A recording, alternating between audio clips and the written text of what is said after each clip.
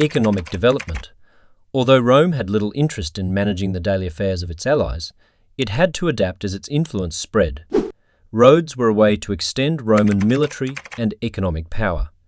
They made the movement of both soldiers and goods easier and faster. The Romans also minted coins as their influence spread, and in 211 BC they introduced a small silver coin called a denarius, which became the standard unit of currency for much of the Roman period.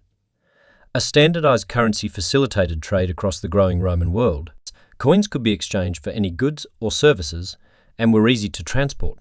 Currency made it easier to relocate and direct resources, and this, in turn, encouraged more economic interactions. The Romans also engaged in trade across the Mediterranean Sea.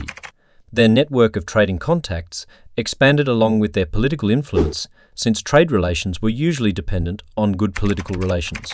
The combination of fighting piracy, building roads, minting coins, and extending military protection over an increasingly large area created many opportunities for economic interactions and growth. Like all ancient societies, much of Rome's economy was based on agriculture, which was incredibly labor-intensive.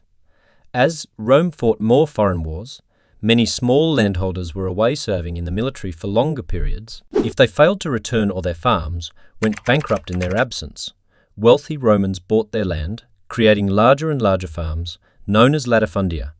Further, it was common practice to enslave and sell war captives. The increasing number of military conquests brought many enslaved people into the Italian peninsula because of economies of scale, and because enslaved people could be made to work longer and harder than free Romans. This trend further increased economic production. The increased income from expansion supported development by creating demand for greater supplies of agricultural produce. Some owners of large farms even switched from growing staple grains to high-value crops such as olives and grapes, or raising animals. This wouldn't have been an option for small family farms. Urban development of Rome, even as the empire expanded, all important political decisions for the empire were still made in Rome, and the city itself grew and changed with its empire. An increasingly large urban population required the development of sanitation systems to maintain a minimum level of public health. The Romans had developed a sewer system early in the city's history.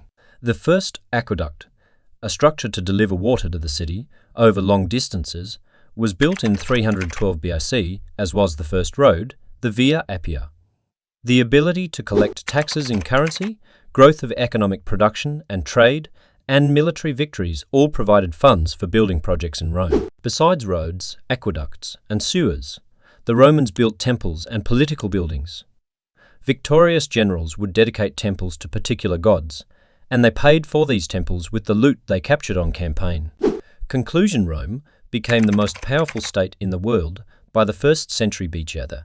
Through a combination of military power, political flexibility, economic expansion, and more than a bit of good luck. This expansion changed the Mediterranean world and also changed Rome itself. New institutions, such as provincial government, were created to deal with the management of empire.